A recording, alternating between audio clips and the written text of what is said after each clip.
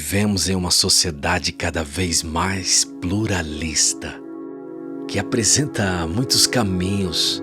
Nós, como cristãos, precisamos saber o que Jesus quis dizer quando afirmou ser o caminho, a verdade e a vida. Porque um discípulo é essencialmente alguém que anda nesse caminho. A igreja é a concretização social desse caminho. A vida da congregação local é como a hermenêutica do Evangelho, ou seja, o melhor indicador do que realmente significa falar da nova criação em Cristo Jesus. O chamado de Jesus é um chamado para a vida. Quando o Senhor nos chama para caminhar com Ele, Ele não está apenas nos convidando para segui-lo, Ele nos chama para caminhar junto a Ele, encarnando a mensagem do Evangelho do Reino. Nos chama para uma jornada relacional.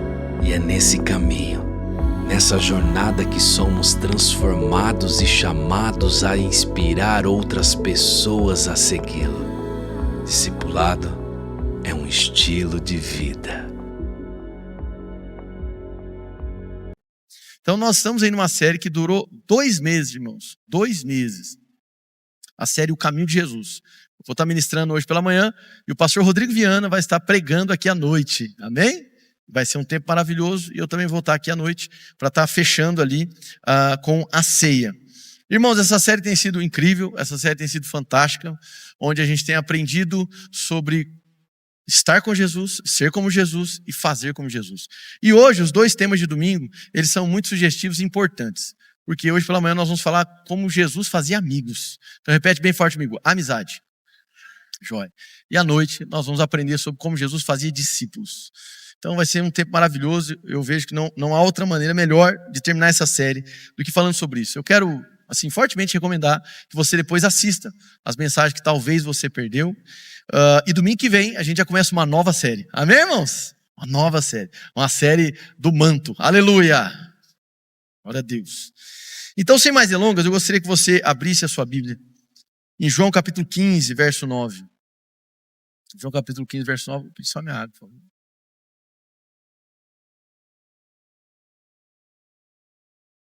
João 15, verso 9. Se você pudesse colocar de pé, nós realizamos esse primeira leitura de pé. Esse é um hábito da nossa comunidade.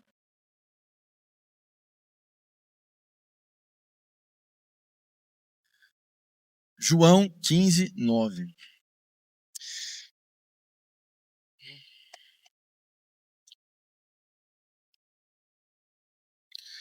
Como o Pai me amou, assim eu os amei. Permaneçam no meu amor. Se vocês obedecerem aos meus mandamentos, permanecerão no meu amor. Assim como tenho obedecido aos mandamentos de meu Pai, e em seu amor permaneço. Tenho-lhes dito essas palavras para que a minha alegria esteja em vocês, e a alegria de vocês seja completa.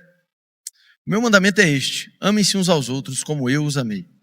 Ninguém tem maior amor do que aquele que dá a sua vida pelos seus amigos. Vocês serão meus amigos se fizerem o que eu lhes ordeno.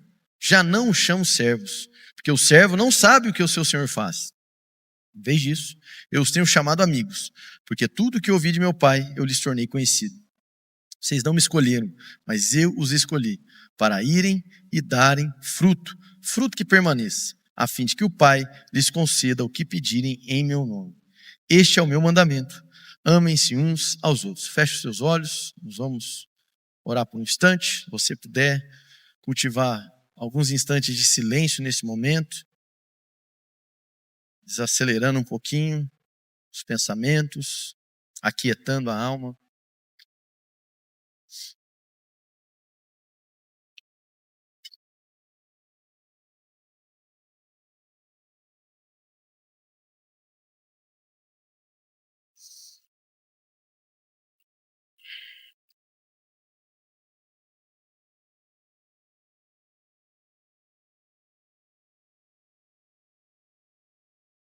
Obrigado, Jesus, pela alegria da gente se reunir, Pai, como igreja, em comunidade.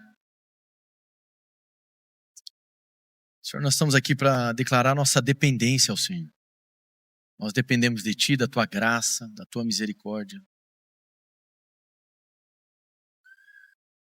Senhor, nós estamos aqui reunidos para te adorar e para aprender de ti. Aprender do seu coração. O Senhor nos livra de qualquer anseio legalista, moralista. Nós queremos cultivar uma consciência do seu amor por nós e responder esse amor, amando ao Senhor e amando ao próximo. O Senhor nos leva para essa dimensão da amizade com Cristo e de que por causa dela nós podemos desenvolver amizade uns com os outros. Senhor, nós vivemos em uma geração complexa, onde muitas verdades e conceitos têm sido desfigurados. E eu coloco diante aqui do Senhor a nossa ideia, os nossos pensamentos acerca do que é ser um amigo. Que as nossas ideias, Senhor, tão distorcidas pelo mundo atual, possam ser confrontadas pelo coração de Jesus. É para isso que nós estamos aqui hoje. Nós não estamos aqui, Senhor, para sustentar uma argumentação humana. Nós estamos aqui, Senhor, para aprender de Ti. Nos conduza, Espírito Santo. Nos conduza na profundidade das Sagradas Escrituras. Nos ajuda, Senhor, a sermos sensíveis ao agir invisível e poderoso do Espírito Santo no nosso meio. Obrigado por não desistir de nós. Por esse amor sacrificial, insistente e persistente. Em nome de Jesus. Amém. Pode sentar.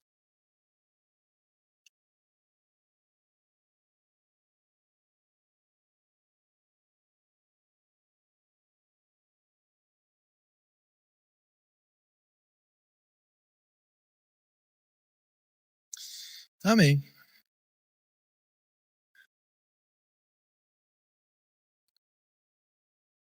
Irmãos, esse texto é um texto muito conhecido, João capítulo 15, é onde Jesus vai desenvolver ali a ideia da dependência que nós temos da videira e de que o fato de estarmos na videira faz com que nós venhamos a dar muito fruto. Quando ele abre o versículo 9, dentro desse trecho, dentro dessa compreensão sobre relação de dependência do Senhor, ele vai trabalhar esses conceitos, não anulando um do outro, não dizendo que o que é amigo não tem uma disposição de serviço, amém? Mas que existe uma modalidade de relacionamento, chamada amizade, e que o próprio Jesus fez questão de estabelecer com aqueles que o obedecem. É importante que se diga que a obediência a Ele não é a causa da amizade, mas a obediência a Ele é a característica daqueles que são amigos de Jesus. Amém? O movimento da amizade de Jesus para conosco, ele é extremamente instrutivo para nós, porque eu tenho para mim que a ideia da amizade, ela tem sido desfigurada ao longo das décadas, em especial na nossa geração. Nós vivemos em um momento da história, e em cada momento da história nós temos coisas positivas e coisas negativas. Dentre as coisas negativas do momento em que nós vivemos, nós poderíamos dizer aí, nós vivemos numa era que ela é extremamente conectada, mas a conexão não significa necessariamente cumplicidade. Nós vivemos em uma geração que alguns filósofos, sociólogos, que analisam esse movimento social, uns vão chamar de sociedade líquida, como Zygmunt Bauman, outros vão chamar de sociedade do cansaço, como diria o Byung-Hyuk Chan, filósofo coreano. Então nós vivemos de uma geração complexa. Uma geração voltada para o hiperconsumo, uma geração onde se tenta capitalizar resultado em todas as circunstâncias, e esse tipo de movimento, onde eu busco conexão com o outro visando vantagens, isso não é apenas validado socialmente, isso é proposto como modelo de vida, como um estilo de vida de conquista, onde Jesus e as próprias pessoas são esvaziadas do seu significado. Elas são apenas um meio, uma ponte para que você obtenha aquilo que você tanto deseja. No meio desse embaraço dessa geração, eu diria que a ideia da amizade, ela sofre. Ela sofre porque o que antes era compreendido como um movimento espontâneo, a amizade é um movimento provocado. Hoje ela é entendida como um movimento requerido. Quando nós olhamos para Jesus, nós percebemos que a disposição de estabelecer amizade parte dele. Na geração que nós vivemos hoje, a amizade ela é demandada, mas ela é pouco provocada. Quando falamos sobre amizade, é muito comum que nós temos um ideal sobre o tipo de amigo que nós gostaríamos de ter. E muitas das vezes ignoramos as diversas pessoas que teriam potencial de serem nossos amigos e que fazem parte das nossas vidas. Hoje capitaliza-se também as relações. Se em outros tempos, na essência do que é ser amigo, criava-se a ideia de estar ao lado e de dispor sacrifício, ainda que não se tenha vantagem, hoje há uma expectativa de correspondência a qualquer custo. Se em outros tempos a amizade compreendia o valor da frustração, hoje a frustração dentro da relação entre pares é simplesmente um ponto final. Isso demonstra um processo de inverso da maturidade, um processo de infantilização humana e nas relações. Cada vez mais nos acostumamos e estamos viciados numa vida autocentrada, ou seja, eu sou o centro. E para que as pessoas participem da centralidade do meu eu, elas vão ter que orbitar em relação aos meus interesses. Com isso, as pessoas vão se isolando. Porque é simplesmente uma utopia imaginar um mundo onde todas as suas expectativas serão correspondidas. E tem muito a ver com o tempo que nós vemos hoje. Resultado.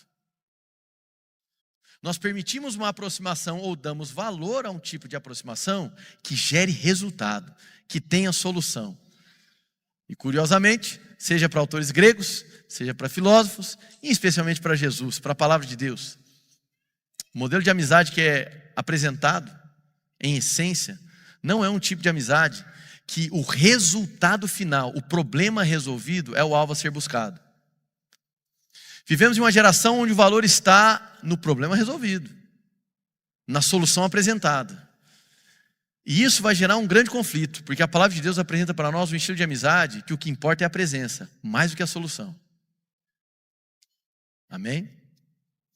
A Bíblia apresenta para nós um modelo de amizade, aqui eu vou poder citar, e a gente vai transitar em alguns textos, onde ser amigo é uma disposição, onde ser amigo envolve autenticidade, transparência, constância, sacrifício. Onde no processo da maturação da amizade, a frustração tem o seu lugar.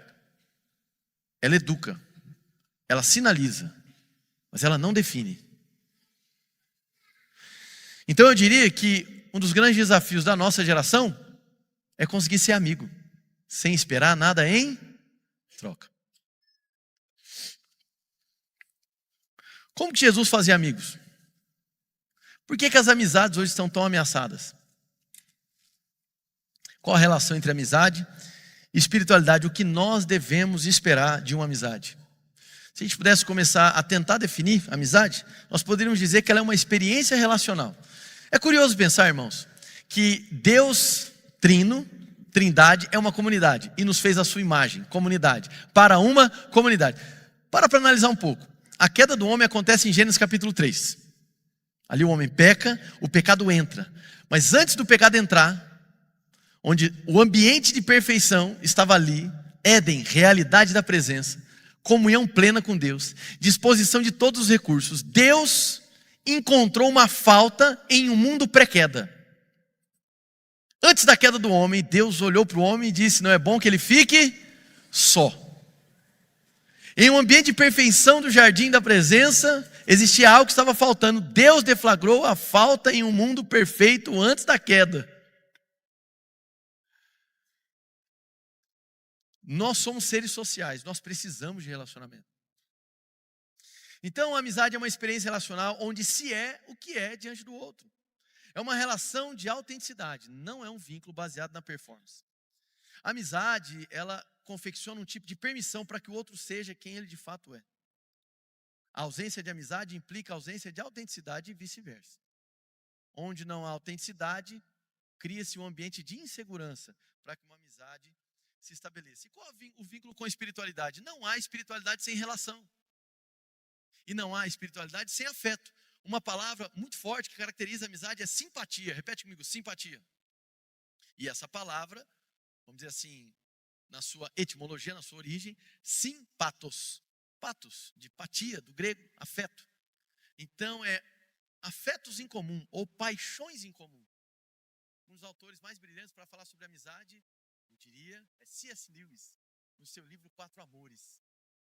E uma das características da amizade que ele propõe é: a amizade começa quando um olha para o outro e diz: você também? Você também pratica esse esporte? Você também gosta disso? Você também gosta de ler? Esse você também é como se fosse a âncora para se descobrir um mundo onde duas pessoas que antes não eram conhecidas possam agora criar algum tipo de cumplicidade. Significa o quê? Simpatia, afeto em comum, paixões em comum, senso missional em comum. O autor Christopher Ash escreveu um livro recente, que tem sido recomendado para todo mundo que atua em ministério, chamado Zelo Sem Burnout. E num dos capítulos,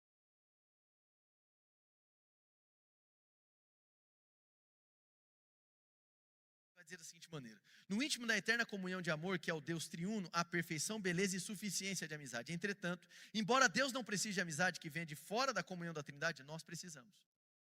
Deus nos criou de tal forma que somos seres sociais e precisamos uns dos outros para ter uma vida saudável na terra. Precisamos cultivar e manter amizades cristãs saudáveis. Nós que estamos ansiosos para servir a Cristo, precisamos cuidar uns dos outros em amor. Faço questão de citar mais uma vez C.S. Lewis agora. Lewis, ele vai dizer da seguinte maneira, isso é uma das frases mais célebres dele: a amizade é desnecessária, como a filosofia, como a arte, como o próprio universo, pois Deus não precisava criar. Ela não tem valor de sobrevivência, ela é, antes, uma das coisas que dão valor à sobrevivência. Amém?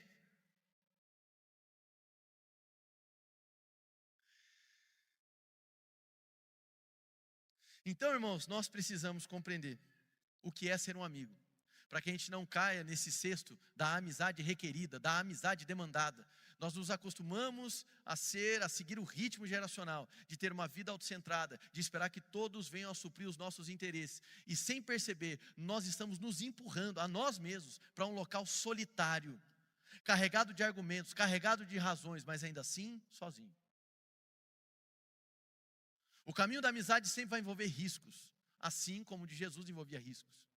O mesmo Jesus transparente e constante com os seus discípulos, é o mesmo Jesus que repreendeu os seus mesmos amigos.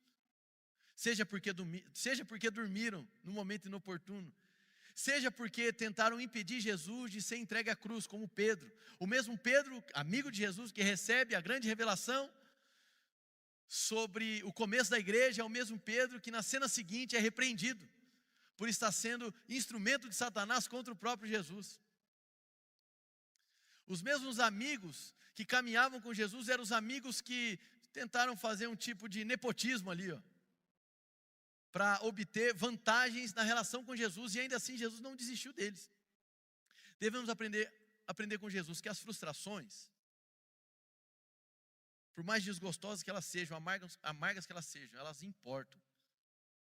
Elas fazem parte desse processo.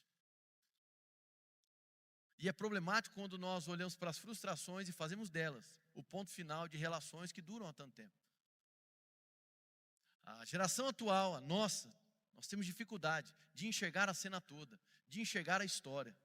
A gente olha para o momento, absolutiza o momento, condensa um sentimento e intensifica todo aquele arrobo emocional que foi gerado, desvalorizando a história, desvalorizando a trilha, desvalorizando a jornada. Porque em um momento, ou em alguns momentos, a expectativa não foi correspondida. Isso não é amizade bíblica.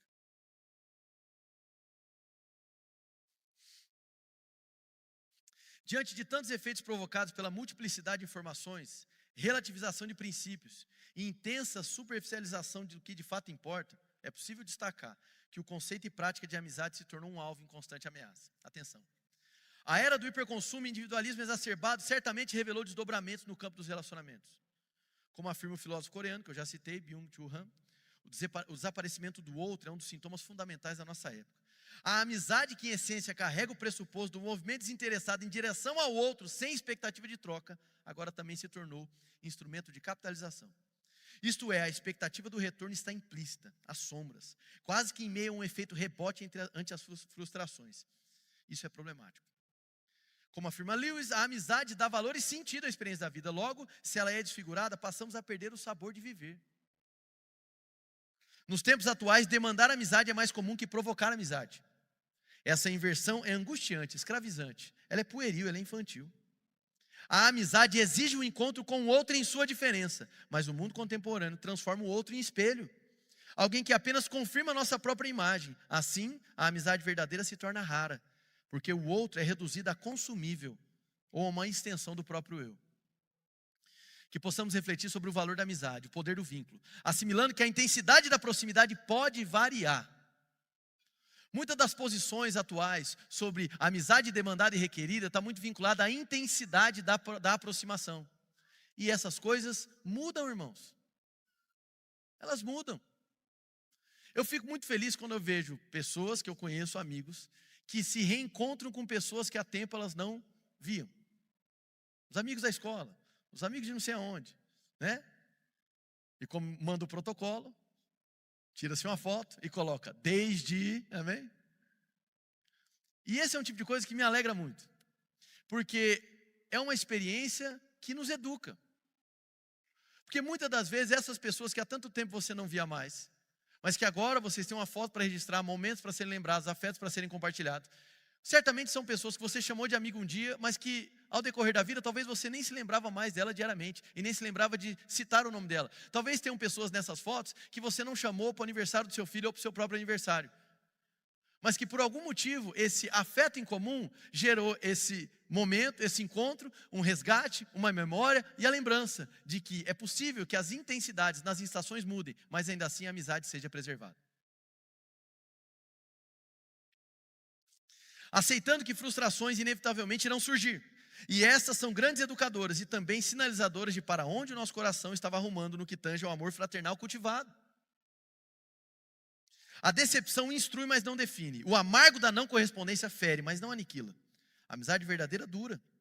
Apesar dos erros, a confiança forjada nos dias bons e maus há de surgir como sol no amanhecer, como luz que rompe as trevas. O clérigo católico Henry Nouwen diz da seguinte maneira: as verdadeiras amizades são duradouras, porque o verdadeiro amor é eterno. Uma amizade na qual o coração fala ao coração é um dom de Deus, e nenhum dom de Deus é temporário ou ocasional.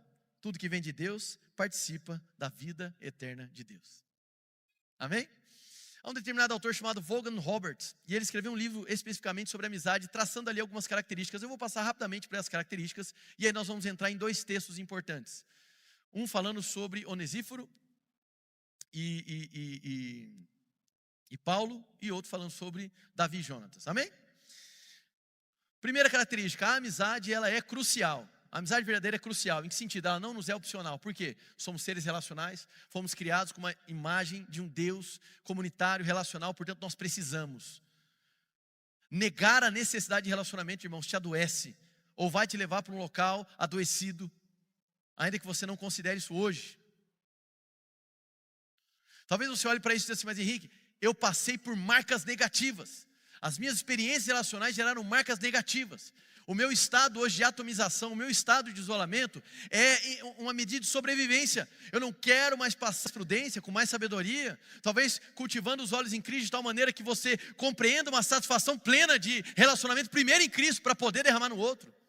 De repente te levando para uma reflexão onde talvez você se tornou passivo demais e sempre requerendo amizade, esperando que os outros orbitem em relação a você, e de repente talvez você chegue numa autocrítica, numa conclusão de que talvez eu esteja sendo orgulhoso demais, esperando que tudo que eu queira seja resolvido. Talvez você possa chegar numa conclusão de que realmente ficar esperando, requerendo, sempre na passiva em relação a construir amizades, talvez seja egocentrismo da minha parte, e talvez valha a pena percorrer um caminho diferente, onde eu provoco amizades.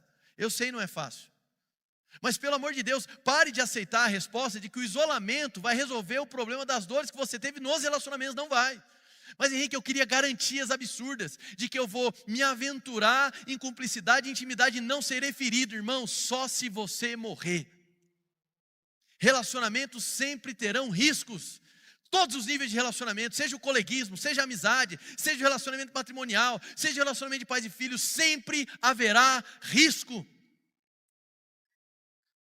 A tentativa de suprimi-lo de maneira última é, de fato, o pecado no nosso coração que deseja ser como Deus para controlar todos os cenários. Amém? E por mais estável emocionalmente que você seja, por mais introspecto que você seja, por mais que você seja uma pessoa que não desequilibra emocionalmente tão fácil, relacionamento envolve afeto. As expressões são distintas, mas envolverá afeto. E afeto, irmãos, é sempre algo arriscado. É sempre algo que nos coloca numa zona onde todo o saber, todo o conhecimento, todo o intelecto, isso não vai te segurar.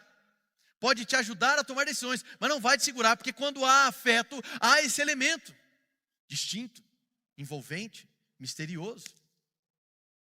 A questão é que na nossa humanidade, e pelo que a Bíblia nos ensina acerca do que é ser homem, ser mulher aqui na terra, a amizade é um componente de felicidade.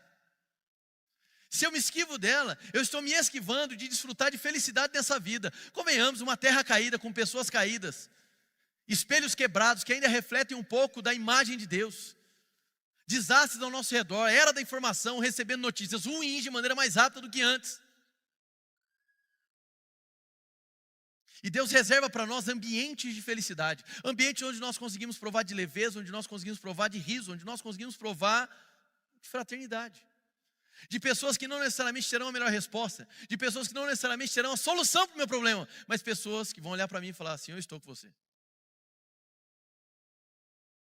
A amizade verdadeira é crucial. Segundo, a amizade verdadeira é próxima. O que significa ser próximo? Intimidade, abertura, estar disposto a partilhar vida. Qual é o exemplo de transparência que nós temos? Cristo, que se expôs, rasgou seu coração. Amigos próximos conhecem nossas fraquezas, histórias. Eles não conhecem apenas dados superficiais. Ele te ama no dia da angústia. A amizade verdadeira é constante. Quanto maior for a nossa compreensão dos ensinamentos bíblicos sobre a profundidade do pecado humano, menor será a probabilidade de ficarmos chocados com as revelações da luta dos nossos amigos.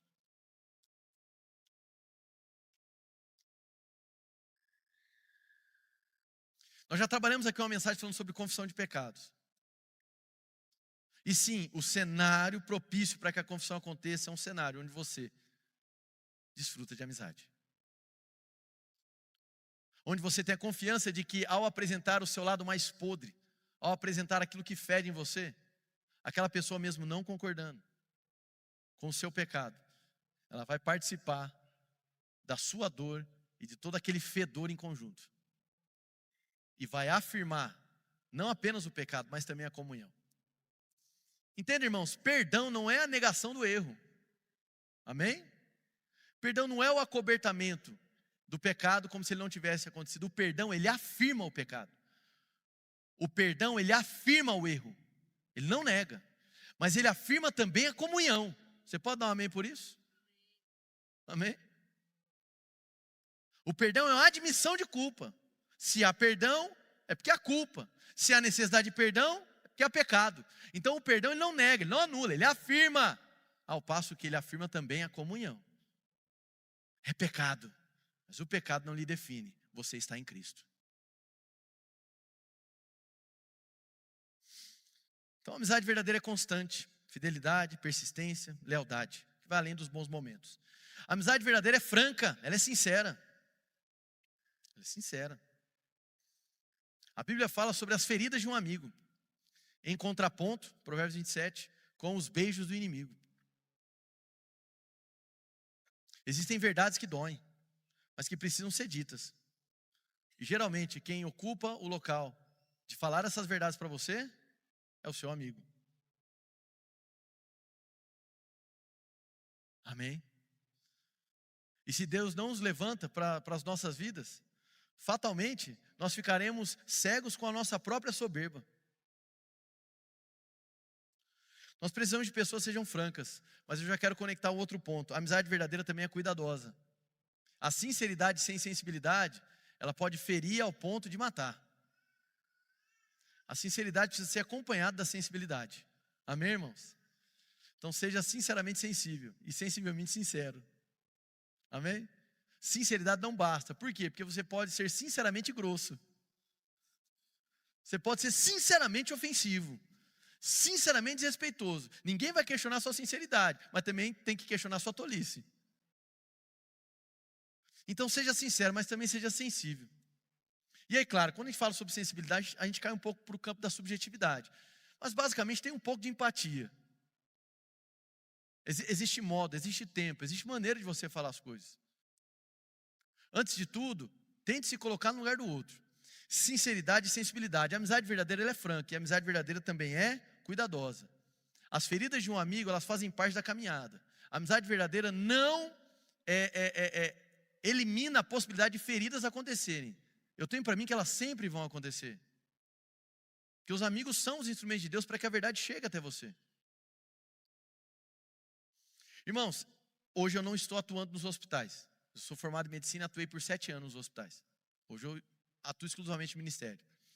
Por 2 anos eu trabalhei exclusivamente em enfermaria de clínica médica com pacientes muito idosos. E boa parte desses pacientes eram pessoas que tinham um certo grau de recurso financeiro.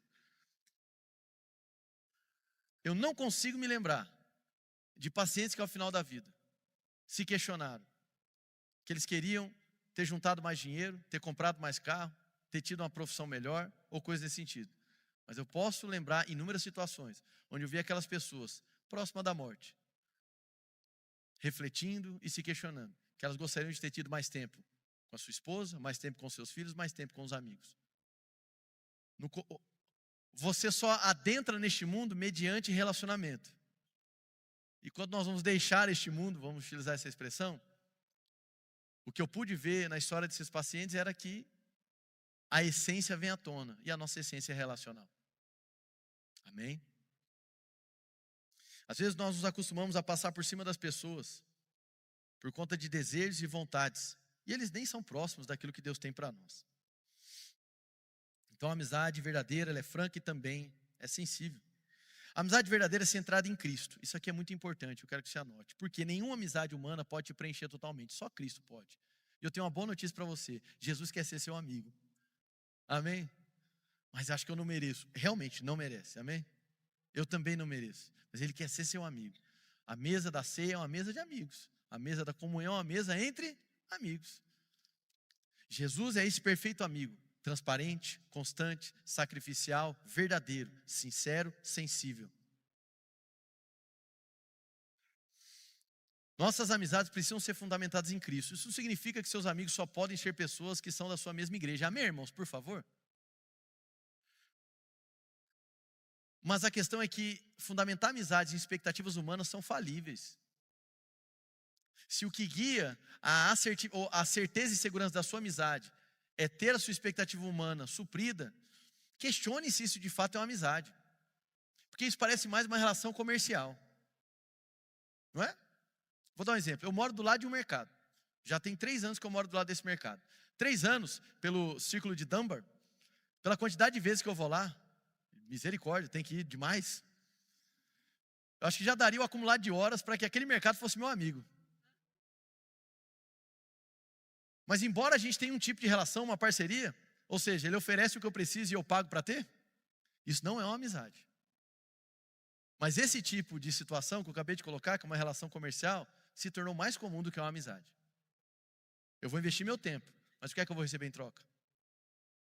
Tá, eu vou colocar um pouco de verdade na mesa, mas o que é que você tem para me devolver?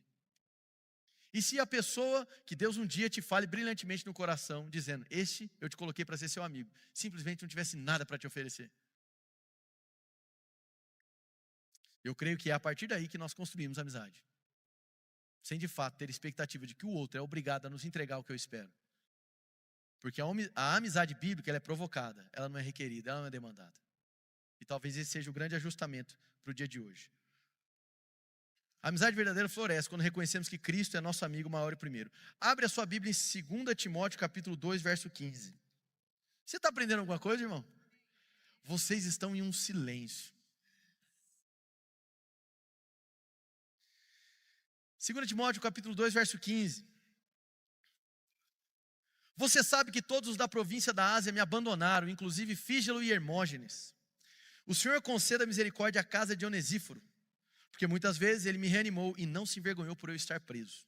Pelo contrário, quando chegou a Roma, procurou-me diligentemente até me encontrar. Conceda-lhe o Senhor que naquele dia encontre misericórdia da parte do Senhor. Você sabe muito bem quantos serviços ele me prestou em Éfeso. Evidentemente não dá para a gente fazer toda uma exegese aqui desse trecho. Inclusive eu quero recomendar.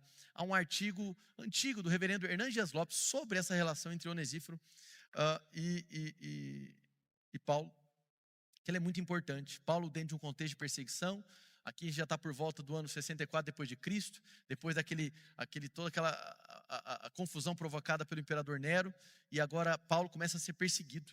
E nesse processo de perseguição, evidentemente, ele tem que fugir, faz vários movimentos, e o que vem acontecer é que ele começa a ficar isolado. E pessoas que caminhavam com Paulo começam a não caminhar mais, começam a se envergonhar do ministério de Paulo, começam a não querer ser identificado como alguém associado a Paulo. Aí surge Onesíforo. Ele é mencionado em Coríntios, ele é mencionado aqui também em outro trecho de 2 Timóteo. E Onesíforo, ele era alguém constante, alguém que servia com constância, era alguém que dava ânimo com constância, era alguém que se colocou nessa situação. Ou seja, Paulo, você é uma pessoa que está vivendo um momento de adversidade. Você não tem nada para me dar em troca. Eu me associar a você é problema para mim. Mas eu amo você. O valor da amizade de Onesíforo revela o amor de Cristo por nós. Um amigo para o dia mal.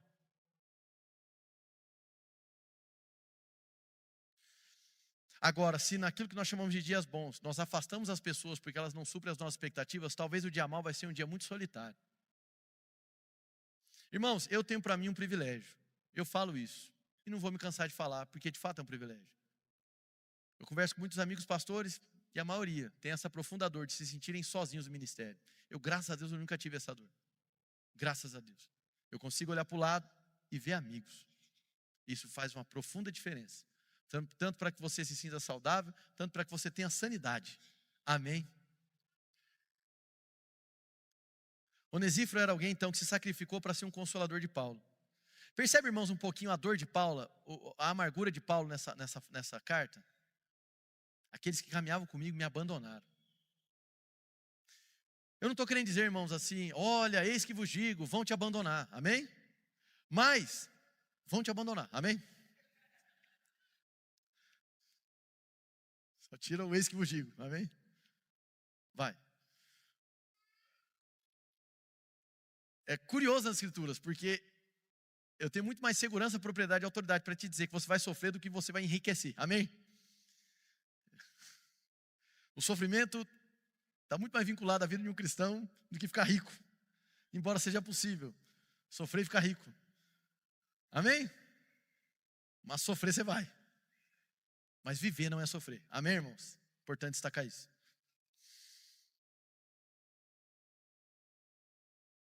Há um autor que eu gosto demais, que é o responsável pela saga Senhor dos Anéis. Todo mundo sabe que eu sempre falo sobre isso. C.S. Lewis e Tolkien, e eles eram grandíssimos amigos. Lewis, o criador das Crônicas de Nárnia, Tolkien, o criador de Senhor dos Anéis e outras tantas obras. Eles se tornaram amigos, cursaram a faculdade juntos, desenvolveram uma amizade belíssima, belíssima. E me agrada muito, dentro da saga do Senhor dos Anéis, o valor que é dado à amizade. E eu quero fazer aqui, ler um pequeno trecho de um desses filmes que eu acredito seja muito importante. Você tem ali 4 hobbits, que eram, vamos dizer, 4 camponeses pequenininhos assim. E muito da história se desenvolve em relação à amizade que eles têm. Em um determinado momento, Frodo, que seria o personagem principal, ele vai dizer da seguinte maneira, se indagando. Isso você vai capturar mais no livro do que no filme. Ele vai dizer, não parece que eu possa confiar em ninguém. Sam, que era um de seus melhores amigos, diz, depende do que você deseja, Sr. Frodo. O outro amigo, provavelmente Pippet, vai dizer, você pode confiar em nós para ficar contigo durante os piores apuros até o final amargo. E você pode confiar em nós para guardar qualquer segredo seu. Mas não espere de nós deixar você enfrentar seus problemas sozinhos, sem dizer nada. Somos seus amigos, Frodo. Nós estamos horrivelmente assustados, mas nós iremos com você. Há uma outra cena E aí eu fecho a sessão Senhor dos Anéis, amém? Onde Sam, que é amigo de Frodo, ele está chorando profundamente no seu íntimo, dizendo para Frodo que ele o carregaria nas costas se fosse necessário, e arrebentaria as suas costas, e é isso que ele iria fazer. Venha, Senhor Frodo, eu não posso carregar esse anel em seu lugar. A saga do Senhor dos Anéis, Sam não poderia pegar. Mas eu posso carregar você junto com o anel. Então venha, eu vou te dar uma carona. E ele carrega então o Senhor Frodo nas costas. Ainda que ele não pudesse levar o próprio fardo do amigo, ele podia levar o amigo com o seu próprio fardo. Aí eu parafraseio o reverendo Emílio Garófalo. Nós precisamos de amigos. Precisamos de gente que saiba carregar um segredo. Precisamos de gente que saiba dar risada. Precisamos de gente que saiba chorar de verdade, que se for preciso lhe carregue e morra acima. Um reino de amigos que chora, um reino de amigos que ri. Gente que conceda o seu próprio escudo, ou gente que se torne o seu próprio escudo. Último texto. Abra sua Bíblia em 1 Samuel capítulo 18.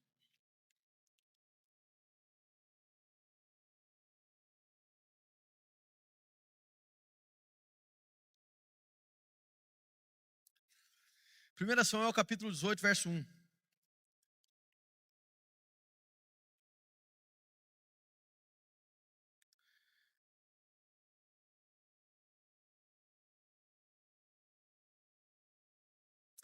Depois dessa conversa de Davi com Saul, pausa, só para contextualizar. Davi mata Golias, amém? E aí então ele é levado a Saul, e ali eles têm um diálogo para saber quem era esse Davi, de qual família ele era e etc. Abner, que é o comandante do exército, intermedia essa conversa. E ali a gente sabe, Saul começa a cultivar um profundo ciúmes acerca de Davi. Mas o filho de Saul vem a se tornar o melhor amigo de Davi, cujo nome era Jonatas. Então, depois dessa conversa de Davi com Saul, surgiu tão grande amizade entre Jonatas e Davi, que Jonatas tornou-se o seu melhor amigo. Daquele dia em diante, Saul manteve Davi consigo e não deixou voltar à casa de seu pai. Jonatas fez um acordo de amizade com Davi, pois se tornaram o melhor amigo de Davi. Jonatas tirou o manto que estava vestindo e deu a Davi, junto com sua túnica e até sua espada, seu arco e seu cinturão. Tudo que Saul lhe ordenava fazer, Davi fazia com tanta habilidade que Saul lhe deu um posto elevado no exército. Isto agradou a todo o povo, bem como aos conselheiros de Saul. É interessante como o autor aqui do texto, ele traz essa perspectiva de que Davi agora assumiu as roupas de Jonatas, sendo que o próprio Davi havia recusado a armadura de Saul. É algo para a gente refletir um pouquinho. Então, aquilo que poderia favorecer na batalha, ou então na posição, ou na função, no reconhecimento, Davi rejeita. Mas nesse momento, há um entrelace de almas. A alma de Davi se conecta com a alma de Jonatas. O que é isso? Transparência. E eles passam a desenvolver uma amizade. Evidente, o capítulo aqui é longo e depois ele vai se desdobrando. E é possível perceber que a amizade de Jonatas é o que mantém Davi vivo. É o que mantém Davi vivo. Provérbios 17 diz: o amigo ama em todos os momentos, é um irmão na adversidade. Eu gosto do que Tim Keller diz: sem um amigo, vai ser muito difícil você passar pelas adversidades. Não que nós estejamos fazendo uma divinização do amigo, amém, irmãos? Mas que é comum nas Escrituras Deus se utilizar de pessoas para que você vença circunstâncias e adversidades, amém?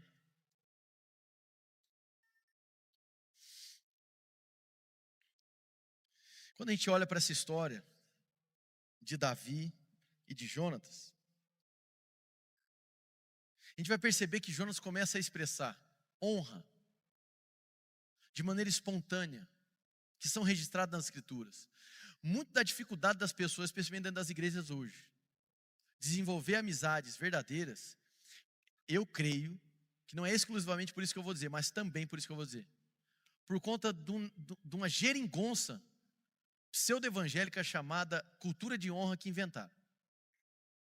De uma honra que é requerida, que é demandada. Sabe aquele você tem que honrar? Isso está muito longe das Escrituras.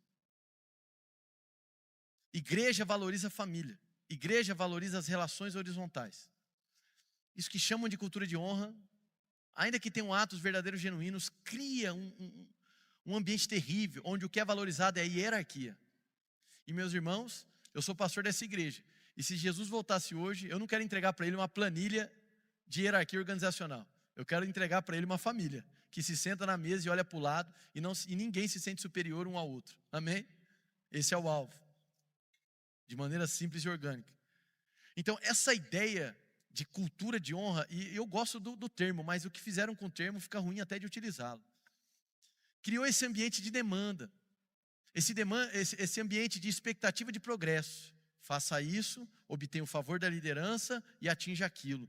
Isso não tem nada a ver com a amizade bíblica. E não tem nada a ver com a honra bíblica. A honra bíblica, ela é profundamente espontânea. Amém, irmãos? Ela é espontânea, ela nasce de um coração generoso. Ela não nasce de um programa de expectativa para que você seja contemplado. Isso é perigoso. Então, meus irmãos, olhando aqui para Davi e para Jonas, nós precisamos de amigo. Davi precisava de um amigo naquele momento. Davi tinha muitos irmãos, mas ali ele tinha um amigo. Nós precisamos de amizade. Dentro da amizade, a constância é importante, como nós falamos. A transparência é importante, a simpatia é importante. Para começar a encerrar de vez essa mensagem, você quer ter amigos? Saia dessa posição de amizade requerida, de amizade demandada. E a partir de Cristo, comece a ser um provocador de amizades. Se eu pudesse te dar algumas dicas práticas, seja intencional. Eu tenho dito isso. Viver em comunidade, nos tempos que nós estamos vivendo, acentuado pela pandemia, viver em comunidade exige disciplina, irmão. Nós não vivemos espontaneamente mais comunidade. É necessário colocar disciplina. Seja para congregar, seja para conectar, seja para sentar à mesa, seja para olhar para o lado. Nós vivemos uma geração onde nós atribuímos o outro invisibilidade. Só ganha visibilidade quem tem favores e vantagens. A igreja precisa ser uma resposta cultural a esse tipo de mentalidade terrível. Então seja intencional. Vou te dar outra dica legal. Chame as pessoas pelo nome. Amém, irmãos? Chame pelo nome. Outra, sorria mais. Amém? Não estou falando para você ser o riso frouxo, rir de qualquer coisa, mas sorria mais. Outra, escute um pouco mais. Amém?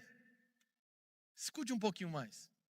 Você não desenvolve uma relação falando exclusivamente sobre si. Escute mais, valorize mais a história do outro.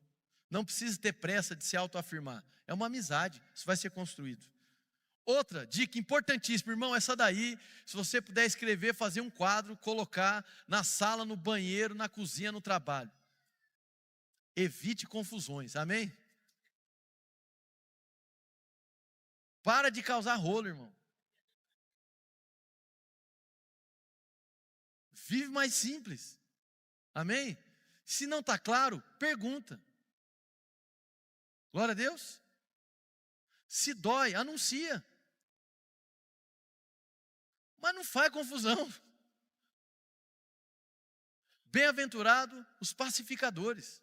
Amém. Seja o agente da pacificação. Então, para de causar rolo, irmão. Dá para ser mais simples. Eu não estou diminuindo a sua dor, nem diminuindo, de repente, a frustração. Não é isso não, já disse, tem que aceitar e afirmar. Mas embora a dor e a frustração possa ser um ótimo educador, é um péssimo guia, irmão. Vai te levar para o calabouço. Então, evita a confusão, seja claro, seja transparente, seja verdadeiro e honesto. Mas para de criar rolo, pelo amor de Deus, amém? Dá para ser mais simples. Outra, faça perguntas.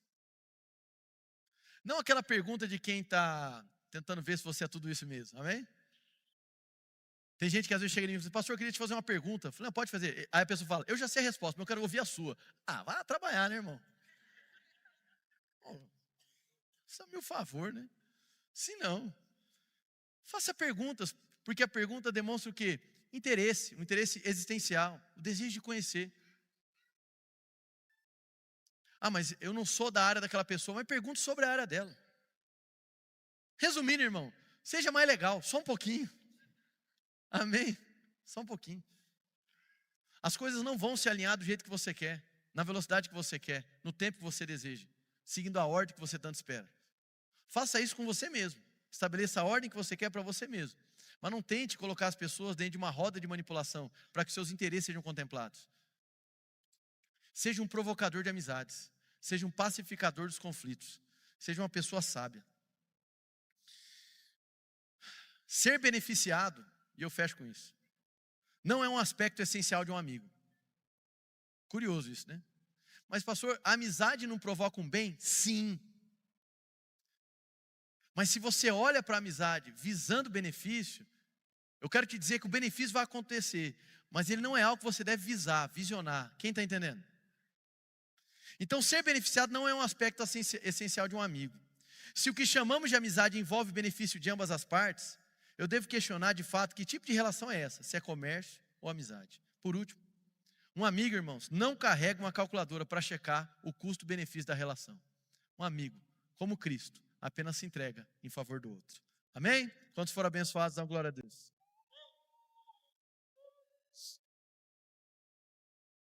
Vamos ficar de pé, irmãos, quero orar por vocês.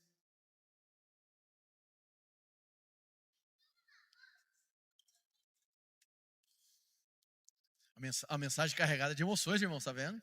Até o céu choraram, ó, tá chorando. Tem gente que é assim, né? Eita, é Deus, aleluia. Eu quero que você feche seus olhos. Os irmãos já vão se posicionar para a ceia. Mas eu quero que você feche seus olhos por um instante.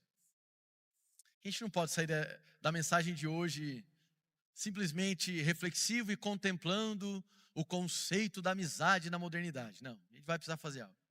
Então feche seus olhos por um instante. E permita que a sua memória e a sua imaginação entrem agora na parada, nesse momento de reflexão espiritual. Não precisa desligar as luzes, não. Pode deixar as luzes ligadas. E permita agora que nomes de pessoas que você chama de amigo brotem dentro aí do seu imaginário. Acendam o seu coração. Pessoas que hoje te fazem bem. Pessoas que talvez você nunca disse a elas que você as enxerga como amigos.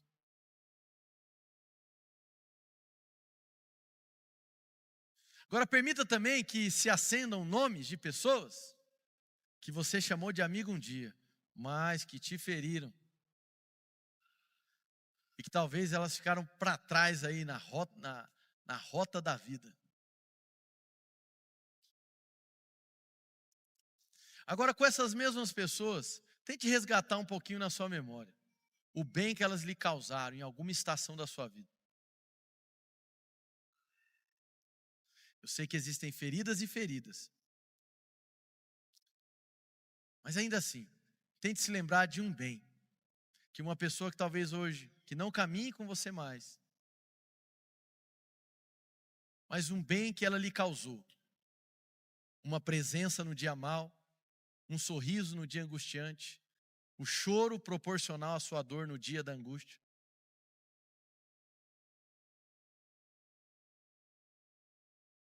Eu queria nesse momento que você, agora com as suas palavras, orasse a Deus, agradecendo pelas pessoas que passaram e que estão na sua vida. Dê nome a elas. Dê nome a elas, do seu jeito.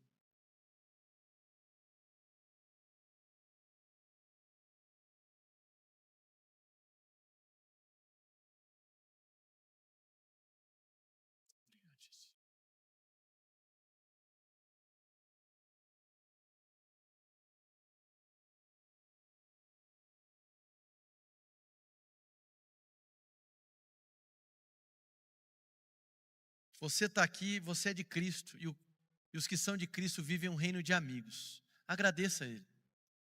Agradeça a Ele. Por mais arriscado que seja. por mais frustrante que possa ter sido. Permita que o Espírito te leve para este lugar de maturidade e de reflexão. Não, nós não estamos buscando o certo e o errado. Nós estamos buscando o coração de Cristo.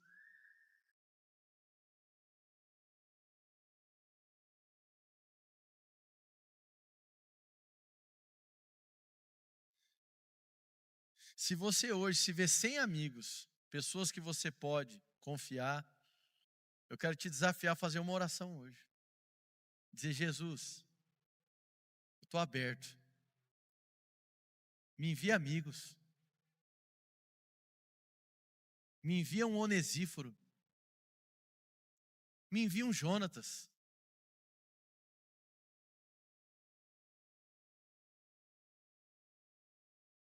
Se abra para isso. Mas também assuma o compromisso de provocar isso.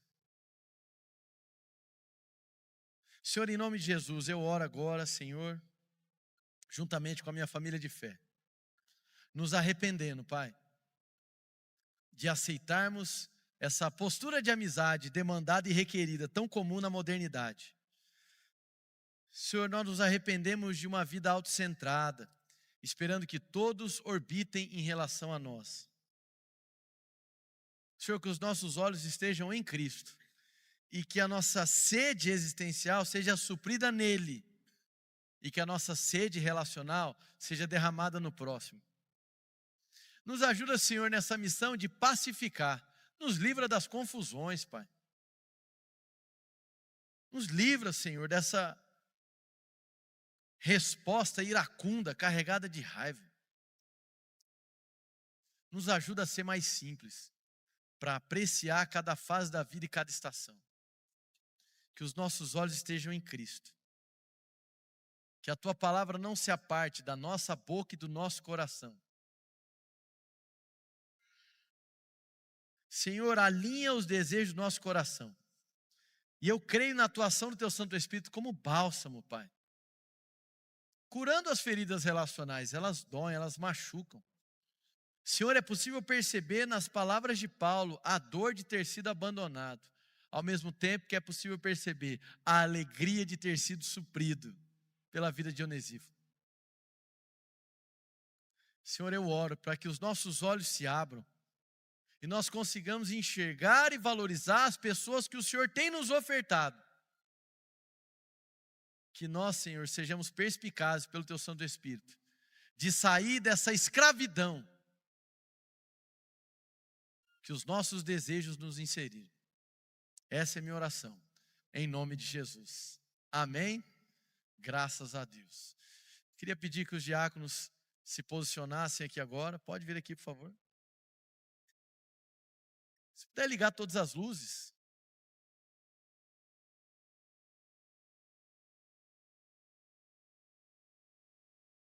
Irmãos, nós agora partiremos para a ceia. Amém? O momento de ceia para nós ele é importantíssimo. A gente sempre diz isso. A nossa igreja deu um salto de maturidade quando trouxe uma teologia sacramental mais robusta, profunda para a nossa igreja. E desde então a gente tem provado de um ambiente de graça. Para nós o ato da ceia, ele não é exclusivamente memorial, mas é também um meio onde a fé é fortificada, onde graça de Deus é infundida, compartilhada nesse momento. E é importante, como diz as Escrituras, que você examine-se a si mesmo. Agora entenda, esse autoexame, irmãos, não é numa iniciativa de se sentir digno para participar da ceia. Amém? Não. Esse autoexame envolve a consideração pelo corpo de Cristo, pelo sofrimento físico de Jesus, pelo corpo espiritual de Jesus, que é a sua igreja. Por isso que é incoerente a mágoa e a festa do perdão. O autoexame não é para você sentir assim: pequei até ontem, até as 9 da manhã, mas agora eu pedi perdão, minha barra está limpa, estou livre para ceiar. Negativo. Porque nós nunca atingiremos pelas nossas próprias forças dignidade suficiente para participar da ceia. Mas como que a gente participa? Porque é Jesus quem nos concede dignidade e honra para participar dessa mesa. Amém? Então o culto da ceia não é para limpar a barra do mês, irmãos. Amém? Não é. é para voltar os nossos olhos para Cristo e refletir sobre a consideração que nós temos pelo sofrimento de Jesus no seu corpo físico, pela comunhão espiritual dos santos que há e pela realidade do corpo e sangue de Jesus no ato da Eucaristia, que é o ato da ceia. Esse é o momento da reflexão. Amém? Como nós realizamos? Eu vou orar nesse momento. Quando eu terminar de orar, você vai poder sair pela sua esquerda, pegar os elementos e retornar pela sua direita. Amém? Eu falei certo? Esquerda e direita. Se você está no bloco de cadeiras para trás, nós temos voluntários lá. Então você vai fazer o mesmo caminho, só que inverso, com ordem e decência. E aí você vai esperar por todos. Você vai voltar para o seu lugar com os elementos e vai aguardar para que eu dê o comando e a gente participe. Amém? Vamos orar. Senhor, em nome de Jesus, quero te agradecer pela tua fidelidade, pela tua bondade, por ter enviado Jesus Cristo, teu Filho, para morrer em nosso lugar. E nós estamos aqui, Pai, reunidos para cumprir uma ordenança, um santo sacramento. Então, Senhor, quando nós estivermos aqui participando dessa mesa da comunhão, a mesa dos amigos, que a gente possa se lembrar do sacrifício feito na cruz, que a gente possa trazer à memória o sangue que foi derramado, e que ao participarmos, Senhor, partilhando e provando, que nós possamos desfrutar de uma graça sendo compartilhada. Nos ajuda, Senhor, a manter os olhos em Ti, considerando e valorizando o sacrifício de Jesus. Nós apresentamos, Pai, o pão e o suco de uva aqui como símbolos deste momento. Em nome de Jesus, amém e amém. Vamos todos saindo pela esquerda, voltando pela sua direita. Pode ir lá, pode ir lá. Teu sangue leva-me além. Se há alguém que não pode comer glúten, tem alguma doença celíaca ou restrição nesse sentido, a nossa irmã está com pão sem glúten ali, tá? Está bem aqui na minha esquerda. Pela minha vida, Jesus, este é o teu sangue. Tua cruz mostra tua graça, fala do amor do Pai, que prepara para nós um caminho para Ele, onde eu posso me achegar somente pelo sangue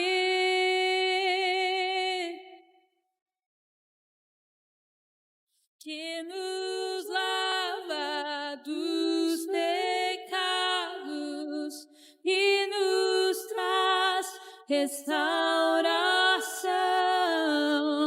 Nada além do sangue, nada além do sangue de Jesus,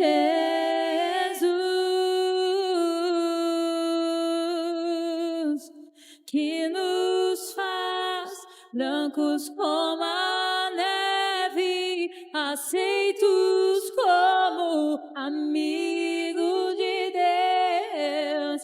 Nada além do sangue, nada além do sangue de Jesus.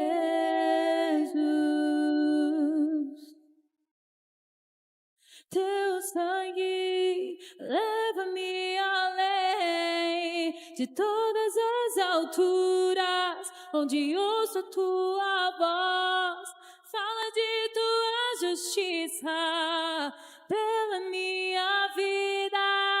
Jesus, este é o teu sangue.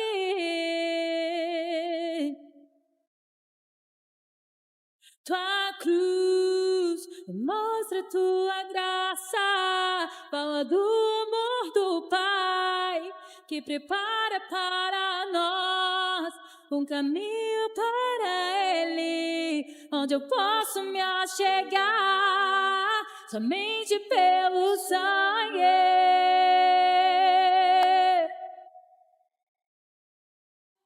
que nos lava dos pecados e nos traz restauração. Nada além do sangue, nada além do sangue de Jesus,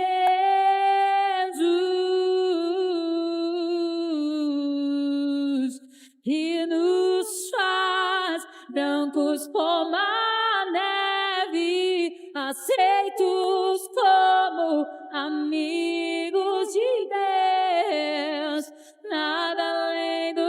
sangue, nada além do sangue de Jesus.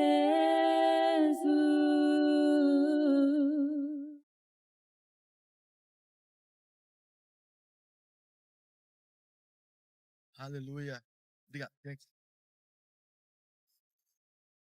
Graças a Deus, graças a Deus.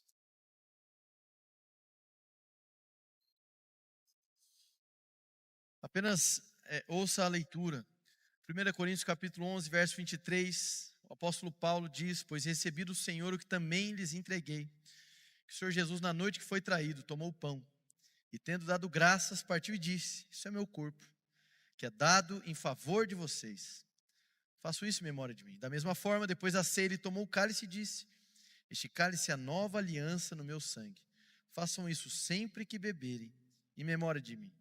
Porque sempre que comerem deste pão e beberem deste cálice, vocês anunciam a morte do Senhor, até que Ele venha. Irmãos, esse texto é muito forte, muito forte. O momento da ceia é um momento de unidade. Desde o ano passado que a gente mudou um pouquinho a nossa conduta no procedimento da ceia, em decorrência das doenças respiratórias que se alastraram em Campo Grande. Mas, irmãos, eu acredito que a gente precisa voltar com sabedoria, né, respeitando as questões sanitárias, voltar ao esforço de partilhar o pão e entregar para o próximo, para aqueles que chegaram aqui esse ano. A gente tem o costume de pegar o pão e ir dividindo, todo mundo com todo mundo. E tendo a experiência de abrir o pão e olhar para o irmão e compartilhar. Não é que a ceia está no ato em si, mas este ato nos ajuda a entender a ceia. Amém? Então hoje, irmãos, nós não faremos, o pão já está dividido. Mas eu quero te alertar sobre isso. Ainda que você tenha pegado um pedaço de pão e ele sirva apenas para você, a ceia não é uma prática individual. Amém? O elemento da comunhão está na partilha. Então a gente não vem para comer o pão, a gente vem para partir o pão, e tendo partido nós comemos. Amém? Então, debaixo desse significado de um pão que foi partido pelo nosso amigo Jesus, vamos participar desse momento do seu corpo.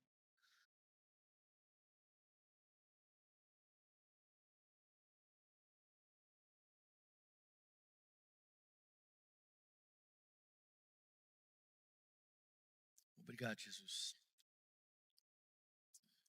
Obrigado, Jesus. Você pode levantar o seu cálice. Irmãos, eu creio no poder de Deus, amém? Eu creio no poder de Deus. Em quebrantamento acontecendo, reconciliação acontecendo, curas acontecendo nesse momento. Amém? Há uma graça sendo partilhada aqui. Repita essa confissão comigo, diga: Jesus Cristo, eu creio no teu sacrifício, na graça que é suficiente para me salvar, perdoar os pecados e me capacitar para uma vida aqui na terra. Diga: Jesus, eu honro a sua amizade, fazendo amizades aqui na terra. E hoje eu reverencio o teu sangue no ato da ceia, na convicção de que nós somos uma só família, um só corpo, em nome de Jesus. Vamos participar. Graças a Deus. Quantos podem dar um glória a Deus bem forte aí no seu lugar? Glória a Deus, igreja! Deixa eu orar para a gente encerrar. Se você puder vir domingo à noite, vai ser uma mensagem poderosa. Eu vou estar aqui, está celebrando a ceia.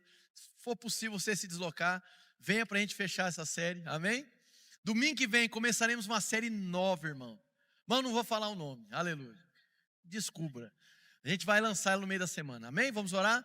Senhor, em nome de Jesus, obrigado pela alegria de ser igreja.